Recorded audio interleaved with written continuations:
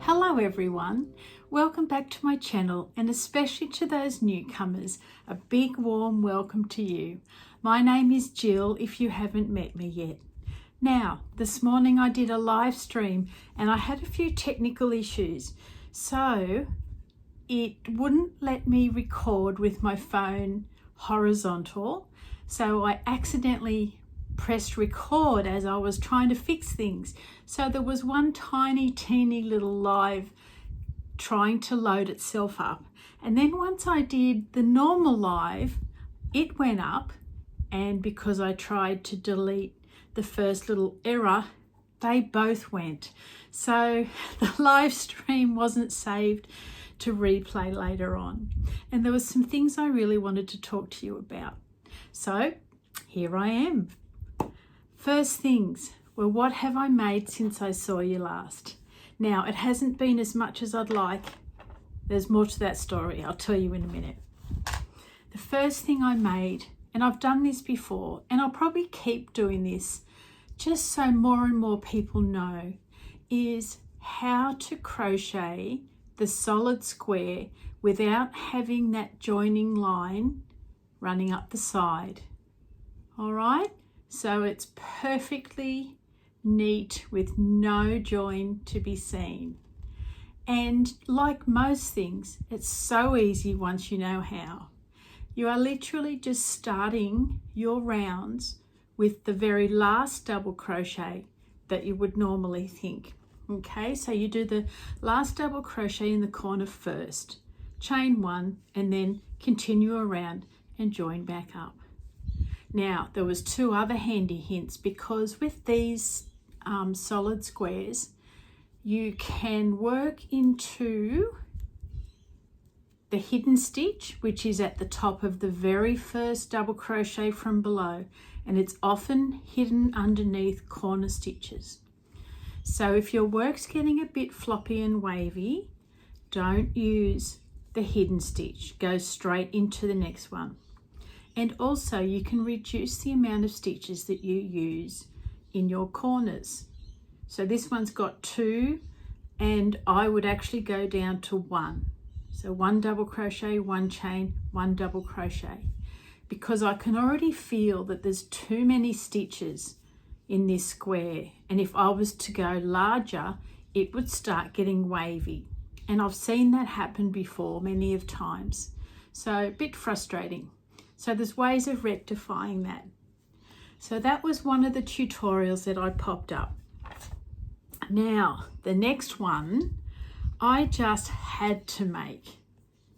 This never-ending wildflower is something that from the minute I first saw it, I just loved it so much. And I figured that if I love it, maybe some of you do too. So I made a bigger one, and this is going to go into a hoop. Now I've got a small issue here. The petals are not going to stay up because I want to have it as a wall hanging. So I'm going to have to starch it or stiffen it somehow.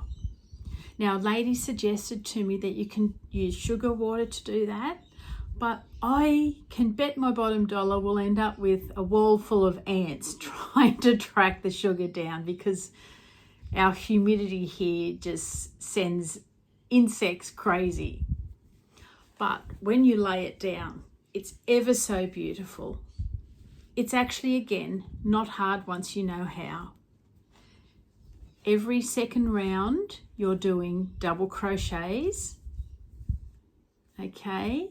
And then every second round from there, you're doing the petals in the front loops only of the double crochets. So you're increasing the size of your double crochet round each time, and you're increasing your petal size by adding more trebles into the size of the petal. So that one's bigger, and this one's bigger again and again. All right, so I'm going to do my best at attaching it to the hoop, and I really want to have a round of these petals over top so you can't see the hoop. So it's just a hanging flower on the wall in midair. Or not. I'll have a go anyway. So that's going to be a new thing to learn, is to how to stiffen that. I might try the watered down wood glue method because I have wood glue, so I'll see if that works. I mean, it's not ideal, it's not what I really like, but I do want the petals to sit out beautifully. Now, of course, I've done my sampler squares. We're up to 43 and 44, so 6 more to go until we hit the 50 mark. I am so excited to see how these blankets are going to work out. Now, there's 4 ladies on Instagram that I know of, but they tag me in each square that they make, and they have done such a beautiful job. I so regret using blues because the colours that they've used just look so lovely with the patterns, and they are using different yarn to mine as well. So I feel that their yarn is slightly thicker and it really shows out the pattern really, really well. So, you know, good job to them. They've done so well. And I shouldn't be disappointed in myself because it is the factor that I can share my ideas and then you can go off and create it for yourself in your individual manner. Oh my goodness, I will pop in some pictures here. Geraldine from G Crochet Off the Hook has made one of these never-ending wildflowers in a variegated yarn, and it looks so pretty. So again, she made it her own. And you know, you'd just be amazed the combinations that people come up with.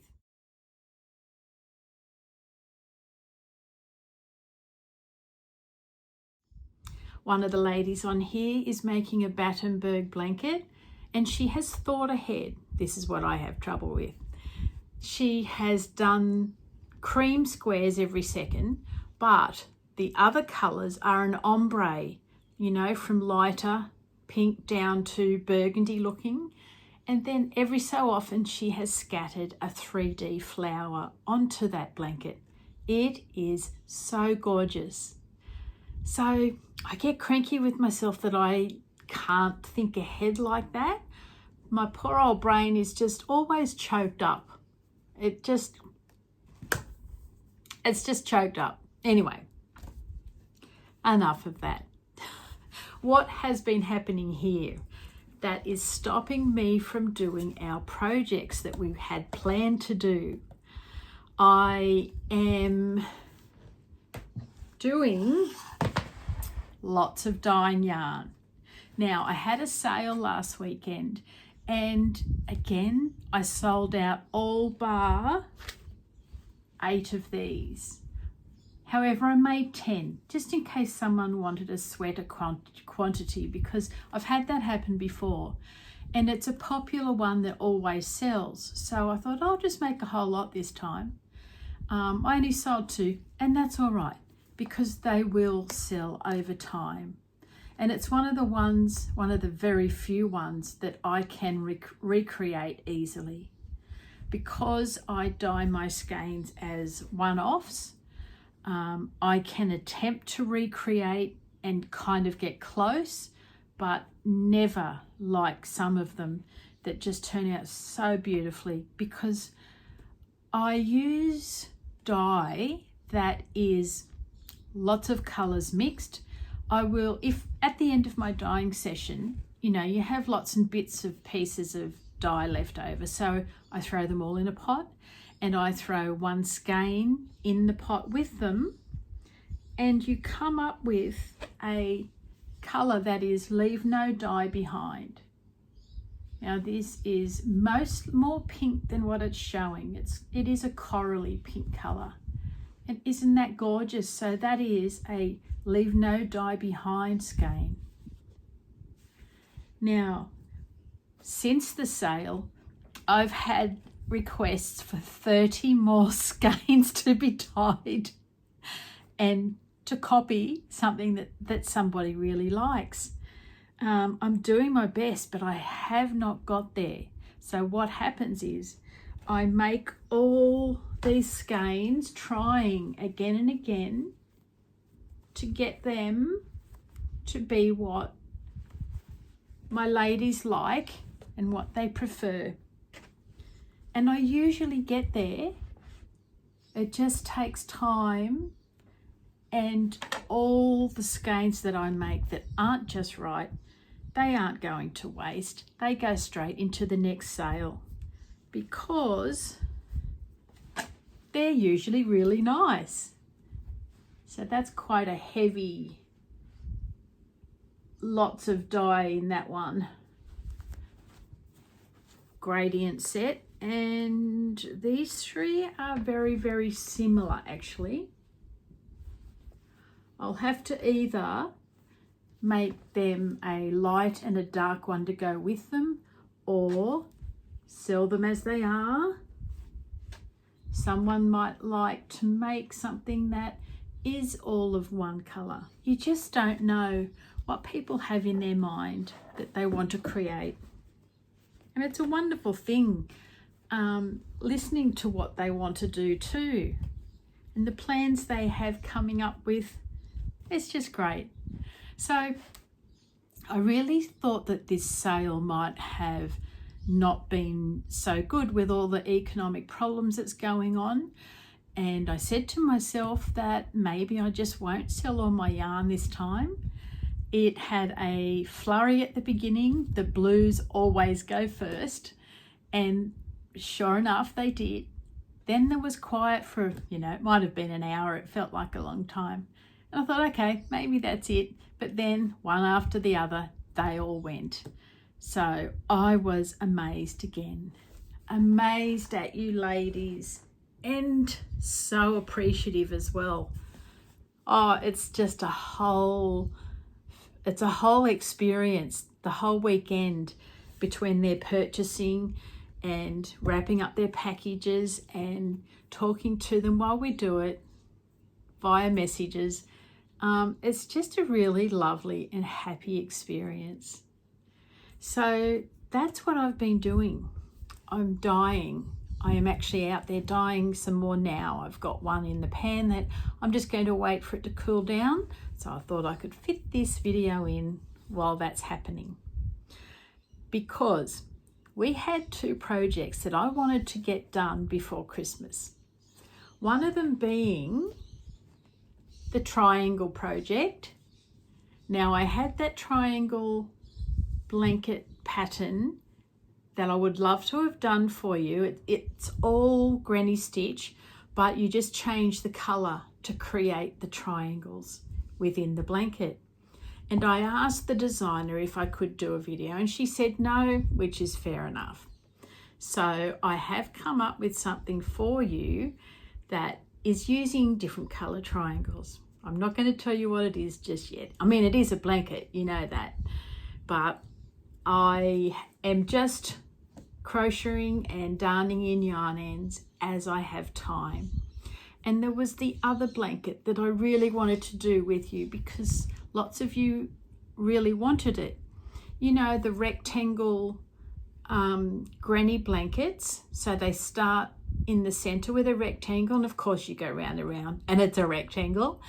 The ladies wanted to do that in multiple different stitches instead of in granny stitches, which this one is often made in. So I was all psyched for that, and I just haven't got the time at the moment, and I feel terrible. I don't like it when I say I'm going to do something and it doesn't happen. It will happen, I just don't know when.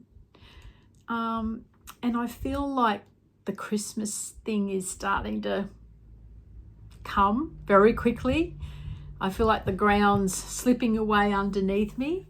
So if I can just get all these skeins dyed that I need, we'll be back on track. But in the meantime, there is that crochet along that I've got coming up. The Universe in Bloom. I still haven't picked my colours out. We're going to do that soon. So I'm feeling a little bit frantic. I don't usually do Christmas decorations. I have done some baubles in the past and they're cute. Yep, I use them on our Christmas tree. I have one thing I want to do with you, but I'm not a big maker of, what are they called? You know, special themes like Halloween, for example. Unlike the Northern Hemisphere friends that we have, I didn't know all these things existed until I'd met them on Instagram. And to see that they do May Day, and that makes a big aha moment for me, because as a child I'm reading a book about a little girl that went to a May Day and went dancing around the maypole book, and I thought, what's this maypole thing? And then to see Tess, who lives in Sweden, doing it, and she made a really pretty flower crown that she popped on her head, and it was, oh, okay, so that's a maypole. And there's all sorts of other celebrations that the UK and Europe and the USA have that we don't down here.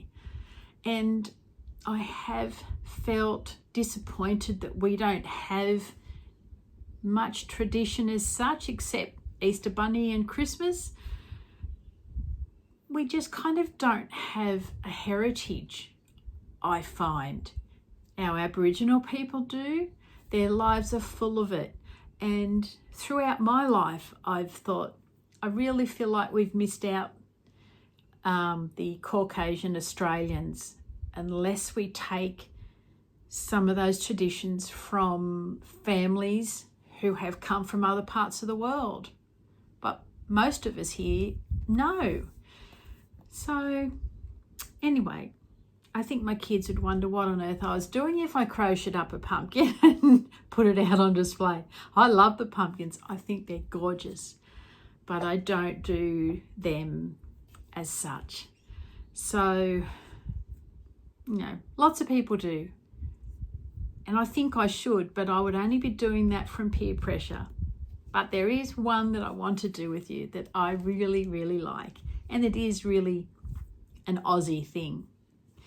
So we will do that for our Christmas tree in December.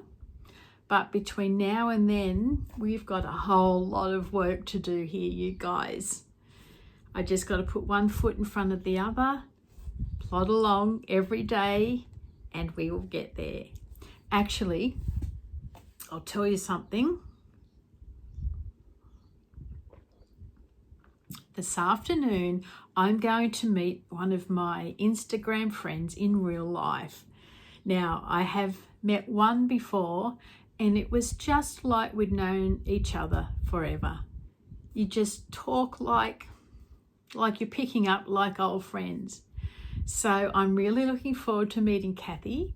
She's dropping around to pick up yarn that she purchased from me because she has relatives who live here.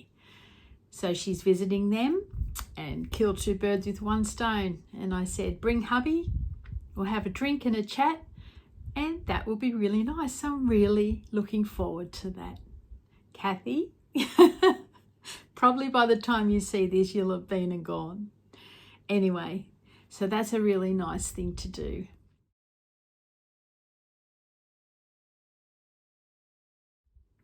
So that is where I am up to at the moment.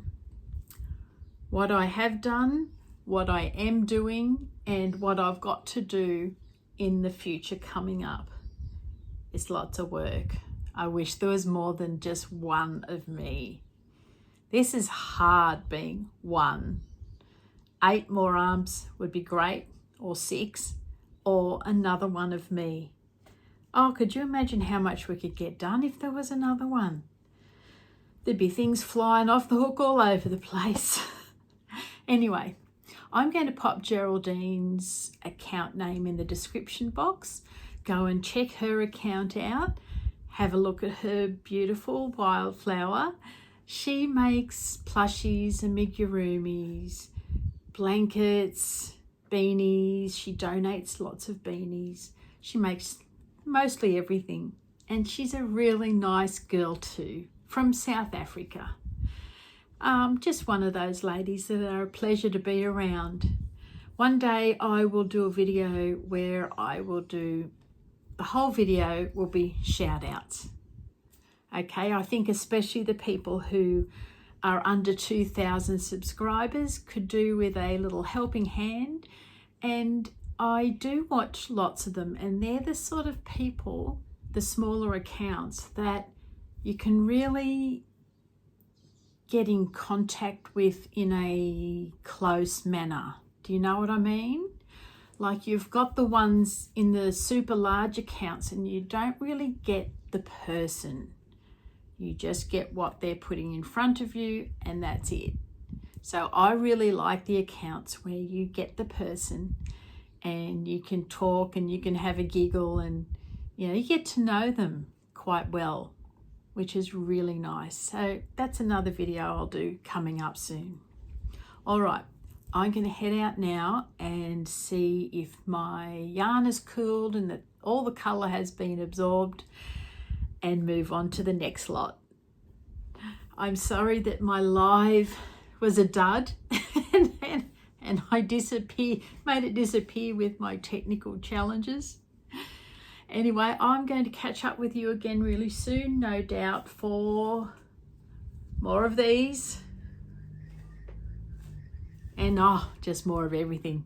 We've got so much to do, you guys. All right, I'll go.